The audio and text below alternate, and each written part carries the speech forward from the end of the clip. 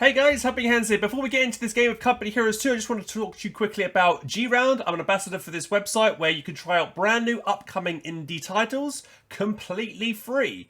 Things like Retro Machina, The Lightbringer, Grid Force, Master of the Goddess, and No Man's Land. So you can try out these games, visit the game here, download the game. You can check out the trailer to see if it's your cup of tea. Survival game where you've got to craft weapons and build and survive on a deserted island and discover why you have been washed up on the island. And basically the idea here, guys, is you play the games for free and you leave reviews. And with those reviews, once you leave a review, really simple, just click on the button here, review. Out of 5, is it bad, is it great, this, that and the other. Maybe leave some additional feedback as well. And then once you leave a review, you can earn G-Points. Now G-Points can be redeemed to earn some awesome rewards like headphones, controllers, tumblers, and mouse pads, as well as mice. Here we have another one. Here we have another game called Path of Kami. Here you play as a spiritual wolf going around completing puzzles in a very nice scenic and calm landscape in an Asian setting. So here is Retro Machina. Playing as a little robot, looks like, going around and also completing puzzles. And so there you guys go. If you want to sign up, the link is in the description below. And now on to the game.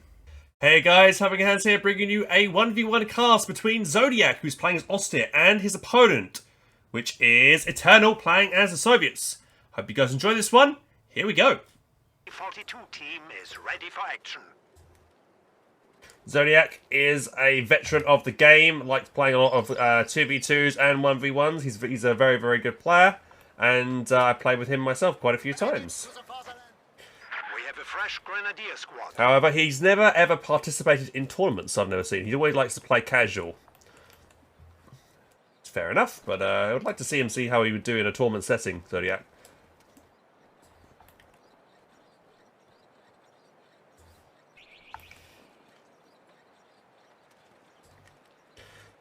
Right.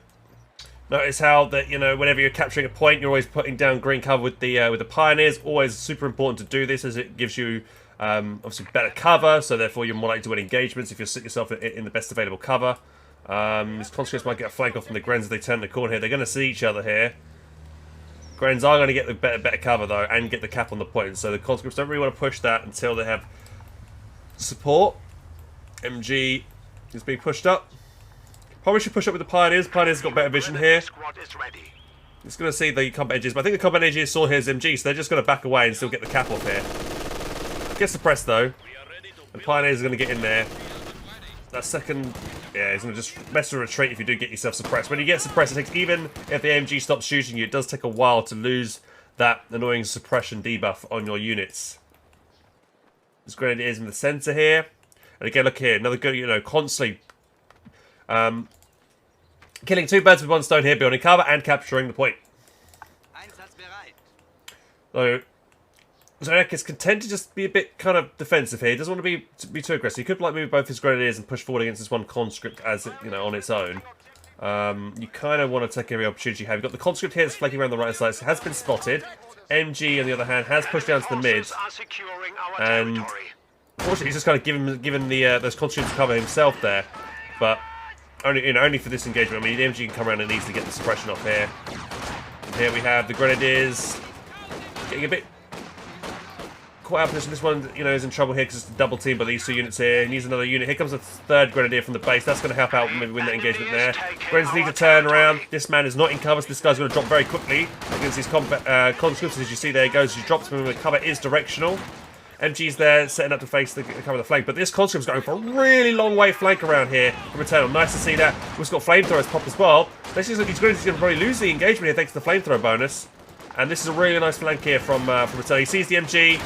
Zodiak knows he's been flanked. He tries to set up. He's going to try and set up, but it's a bit dangerous. He could get Molotov, and here comes the Molotov right on top of the MG. Ooh. Roasty toasty on the MG42, and that's going to go back to base. So a very good win there from Eternal. And he's going to have a full rout of the Axis forces from Zodiak. And I guess that's what you get really for Zodiak. He's just being too passive with his unit. He had one Grenadier here, one here. He needed to try and double team and force back a couple of conscripts earlier on in the game. And what happened there was he allowed his opponent to initiate a full kind of encirclement of his units. and you know, was forced back because of that, which was not good at all. So he needs to try and get rid, you know, force him back earlier on. And he's gone for the cutoff here, so he's lost the fuel for a moment, and also the fuel point itself is going to get taken now and decapped. Look at that map is turning very red right now.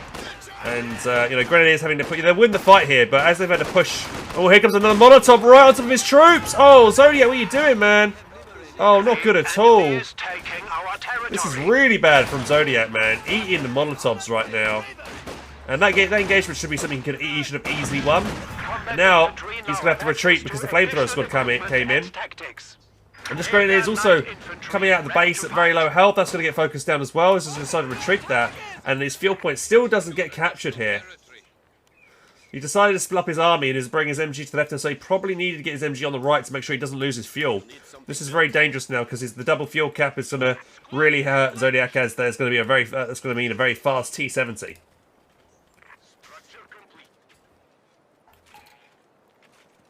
Oh, we're getting the med bunker up in the base here. This is incredibly important. Going to get, you know, the first set of munitions here.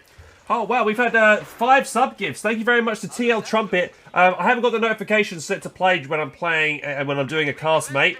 But I will replay the notification after cast because obviously I like putting casts on my YouTube, and people on YouTube don't like to see Twitch notifications, you know, in their face, because that'd be playing like for a good 2 minutes if I did that. So thank you so much. It's very kind of you, man, to do those sub-gifts.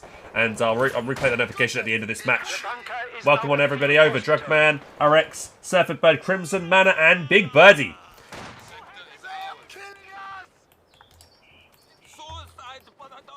MG again, I mean, is... You know, his map's quite big and very easy to get flanked to. He's going to bring his MG further back because he expects maybe to have a flank to come over here on the left-hand side. Okay, he kind of expects maybe to come through here. We could still get flanked on this angle here. Meanwhile, back over the centre of the map, he wants to try and go for the decap of the centre VP, but the conscripts are already there in cover and instantly drop one of those Grenadier models. He wants to try and capture the left VP, and the conscripts there denying that as well. So good positioning of his units here. We have a 5-man Jaeger command squad coming out of the base, so this is kind of an elite unit. Very good, very strong. We'll make mincemeat out of the conscripts. He needs to try and move the MG to like this position over here, because the cover is directional. So if he suppresses the MG, if he uses here and shoots the conscripts from this angle, he should suppress him. Probably could suppress him here as well, because you know the angle here, that guy might be slightly out of cover, so you possibly could get the suppression in here. I think he will do. There you go. Gets the suppression. Now the pioneers can push in.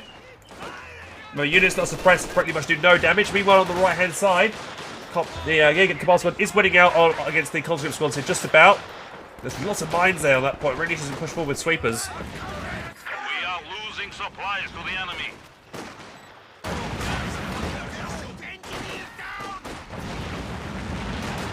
Sorry guys, my hay fever's really bad today. Apologies.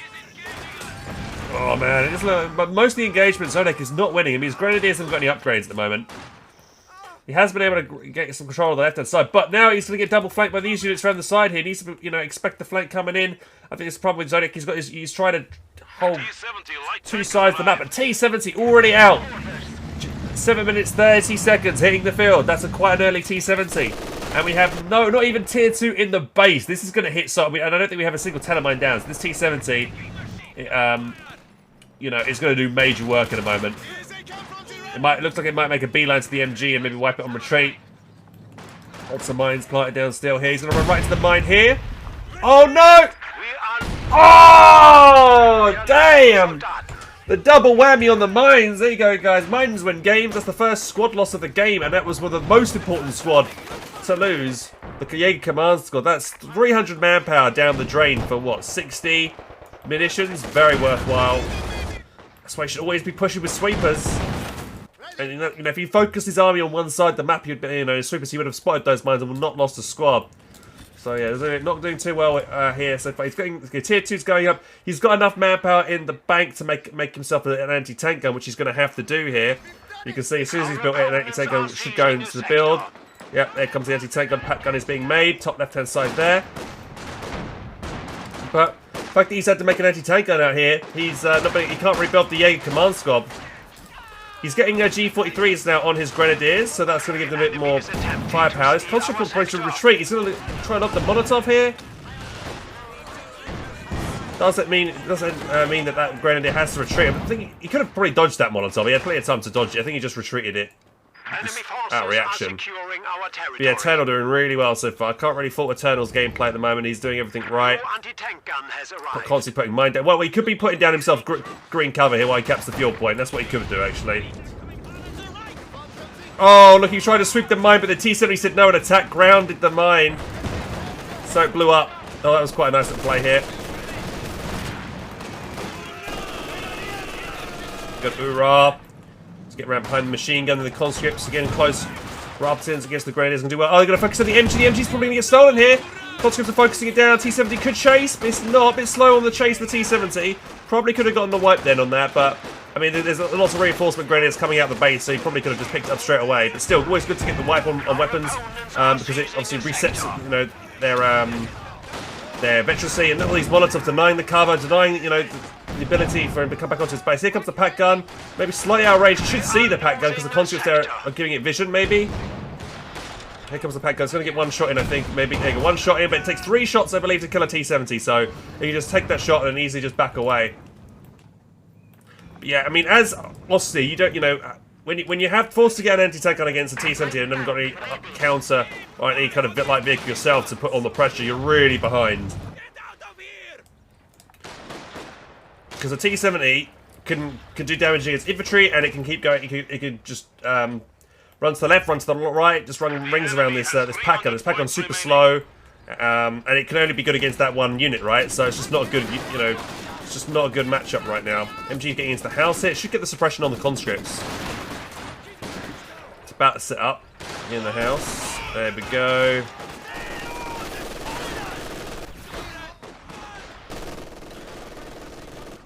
The enemy is attempting to sweepers here as well for Eternal. So whenever you're playing Soviets, I always recommend what he's done. You know, 2 combat engineers, one with the flamethrower and then one with the sweeper. So obviously check for telemines because you don't want your T-70 to get blown up by one-shotted by a telemine. And you always want to keep these kind of paired together, really, if you can help it. T-70 though, it's found an angle on the pack gun. Pack gun's going to set up, but the conscripts going to focus down. It's already really low. Gets one shot in, but it's probably going to get decrewed here by the conscripts. Conscripts are focusing it down. Does get the second shot in against the pack gun. Against the T-70 before it drops. We have double Maxims out now as well. Needs to recruit his pack gun. Probably going to do it with the Pioneers over here. He's healing himself over here as well. I mean, he's spending like 10 minutes. It's not much munitions, but Zodiak has got no munitions to speak of anyway. He's only got 16 munitions per minute. So it's really hurting him to have to spend, I mean, munitions in that way.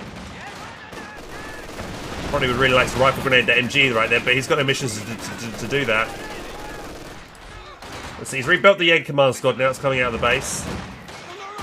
Flamethrower Squad may go down here by the Gren, and here he's focusing it down. This could be a good pickup here for Zodiak, the first pickup of the game. He's trying to focus it down.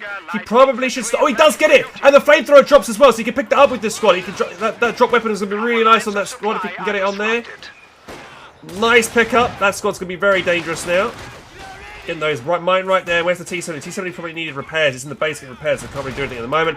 Again, it's another Molotov. Zodiac's not done very well to dodge Molotov this game. He's just got his MG cloaked here, and also it's worth noting that when you fire out of camouflage, for the first 5 seconds you get an increased damage bonus as well, which is quite nice. But yeah, VP's super low right now, down past 200 VPs. He really needs to do something. Take up to tier 3 maybe. You can see he's wired off the cover as well, Eternal, so that's a good play from him.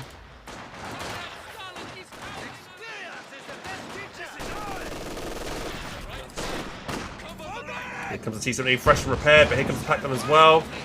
This is the efficiency 3 grand now. So as this match now progresses, the infantry from Zodiac is actually superior now to the conscripts because of the G43 upgrades and their veterancy now. I mean, what we can see now for the conscripts is them getting their 7th man once we upgrade to tier 4. He could also, he's got his commander now. He could get PPSH upgrades on maybe 1 or 2 of the conscripts. That may be worthwhile. We also see a double pack gun now. So Zodiac is hunkering down here, being very defensive. MG's going to get flanked again from this right-hand side. Infantry too far away to support. MG has been caught repositioning there. So the double pack gun may be enough to maybe quickly take down the T7. The T7 hasn't been repaired yet, so 2 shots from both pack gun, or 1 shot from both pack gun each at the same time could take down the T70. We have tier 4 built. We could go. He can choose anything he wants to here. Is this KV8? No, it's just KV1. So you can get KV1 if he wants. Probably I wouldn't go for that. I mean, the pack guns do decent penetration against that. He's going to push forward. He does see them. Okay, this is good play here from Zodiak now. Learning from his mistakes. Realise that he should always push forward sweepers. He finds that mine there. So he's not going to take any damage there from that. He's also capturing this point on the back side of it. You expect mines to be here. So always capture a point on the other side. Jaeger squad tries to catch the machine gun out position. But they get caught out of position by this conscript squadron behind the tank wreckage. Okay, T7 has been repaired. 1 pack gun has been spotted over there. The Jaeger squad not in cover here. He's going to try and get close to get the AT grenade, sorry, the Panzerfaust off. Doesn't get anything there. Where's the pack guns at? Not really utilising the pack guns. So we do have a KV1 in the build right now. I mean, for me personally, I would just constantly keep the pressure on and just spam maybe cheap T34s, maybe make a T34 and another T70 just to pile on the pressure. Because basically, all that needs to happen from Eternal's point of view is you just need to decrew both these anti-tank guns and he wins the game. Enemy forces are securing our territory. There's conscript squad probably maybe spotted the pack guns here. Oh, that Maxim's in a good spot tonight. He's going to try and creep forward here to get the rifle grenade off. If he gets it off, they're all quite clumped, so it would do quite a lot of damage here. But both pack guns have been spotted. And so that T70 has got free range to do as much damage as it wants to on the right-hand side. The enemy is attempting to steal A misplay there from Eternal. He'd already retreated, so he wasted some munitions by lobbing the grenades over there. We have a some guards troops, some elite infantry now from Eternal. If kind of feels like he wants to up, get some more units on the field here, some elite units. But here are the 2 buys, the guards and the KV1. Yeah, the KV1 more likely to bounce pack rounds, but still, like, it does pretty much the same damage as a T34 would. And it's slower than a T34, but it's obviously, it's got more armour. Oh, he's going to sprint round here to get the Panzerfaust off onto the pack gun. This might be the most important thing this game. The Zodiak could do. He's not doing it. Oh, very, very slow to get the Panzerfaust off. So that means that T70 can slink away and the pack gun, nowhere near in range there. Very, very slow there to get that off. Here comes the KV1. The other pack gun is there. KV1 uses attack ground through the hedgerow to try and get a cheeky shot in there. Oh, KV1 though, needs to be careful. Pack guns could use attack ground. As the first shot for the pack gun onto the KV1 does penetrate. Misses the second. So if I was Zodiak, I mean, he's ticked up to tier 3 now. Probably wouldn't be a bad idea getting a Panzer IV out. His opponent doesn't have any Ziz guns to speak of himself. He probably would get one out once he sees the Panzer IV, but the Panzer IV could really help against all the infantry, the Maxims on the extreme flank here. He hasn't even built tier 3. He's retreating the Pioneers to build tier 3. But the main issue right now is the VPs. He needs to lock down, I'd say, the middle and right VP, because it's easier to control his fuel point if it goes mid and right. And yeah, Eternal doing the right thing, trying to lock down the VP, putting down cover. Maxim does get flanked over here, good. So he's going to get the cap off on his right VP eventually. T70 repaired. If I was Eternal, probably I would get myself a Katusha actually now. Yep, there you go. Katusha in the build. One of the best artillery pieces in the game. And you want to obviously time that to like drop right on top of a pack gun, wipe that, and then you win the game that way. Alright, not good here. Pack guns have been pushing in a really good spot. Though, both pack gun rounds do bounce on that KV1. That one did not. Gren's getting low. T70's been really annoying. T70's got to be careful. He knows the pack guns are there. One pack gun would hit the round, I think, here. It goes one. It misses, though.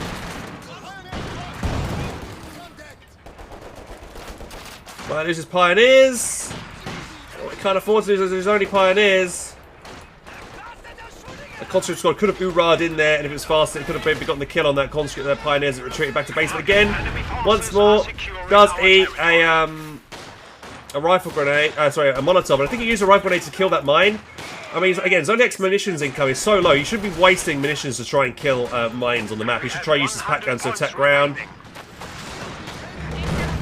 There you go, might go for an all-in here right now, KV1.